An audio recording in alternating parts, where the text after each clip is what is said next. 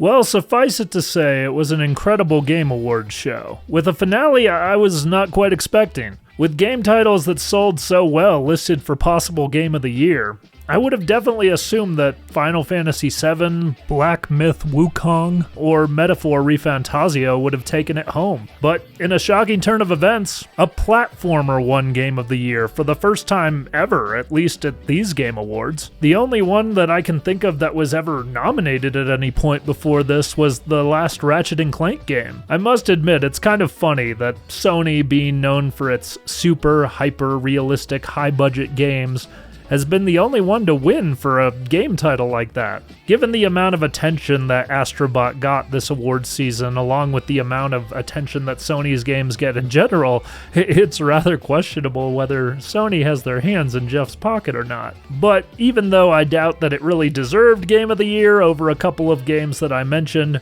I'm kinda glad that it reinforced a precedent that a game doesn't have to be a massive cinematic game to be considered. It is very reminiscent of the year that It Takes Two took home the Game Awards in 2021. This kinda leads me to the main point of making this video, which is maybe the focus of the gaming industry is getting a little bit more balanced these days. The amount of things showcased at the awards ceremony really got me excited for not just one type of game, but for several. Kicking things off with The Witcher 4 was a crazy move, given how much of the show there was left, and that trailer was absolute hype. Seeing Ciri take up the role she was trained for in such a badass display with writing that was reminiscent of CD Projekt Red's games of the past was a huge relief in my opinion. Given the fact that she takes center stage made the internet yell woke from the rooftops, but I think if you actually take the trailer at face value, it's very authentic to its roots and logically builds off of what we saw in The Witcher 3.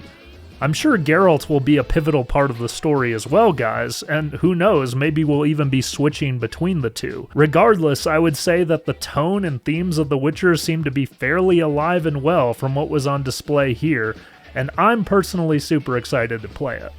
And what would a video about these Game Awards be without mentioning that there's a new Elden Ring game? A year after the DLC's release? Guys, no one saw this coming. Miyazaki even said that essentially there would be no more Elden Ring for now. But boy did he pull a fast one on us. I know the structure of this game is largely different with a focus on sections of play building up to a sequence of boss battles. It seems to be a bit more like a challenge mode focused on combat mechanics, but the fact that we get to play around with one of the most diverse combat systems developed in an RPG recently, in a way that's expanded upon, makes me incredibly excited to try it out. I'm also very curious how the lore of this game will expand what's already there. Even though it seems to be kind of a parallel world with procedurally generated experiences, even experiences from previous games, there were some Dark Souls bosses in the trailer, so it'll be interesting to see if this is kind of what Hyrule Warriors was for the Zelda franchise. An adjacent game that kind of takes elements from the IP but focuses more on the combat experience and the game loop. Obviously, there is new lore in the shape of this new Night Lord, though, so maybe it's kind of an interdimensional aspect of the lore that we get to explore. And little did I know that these two announcements would be trumped by another one this year.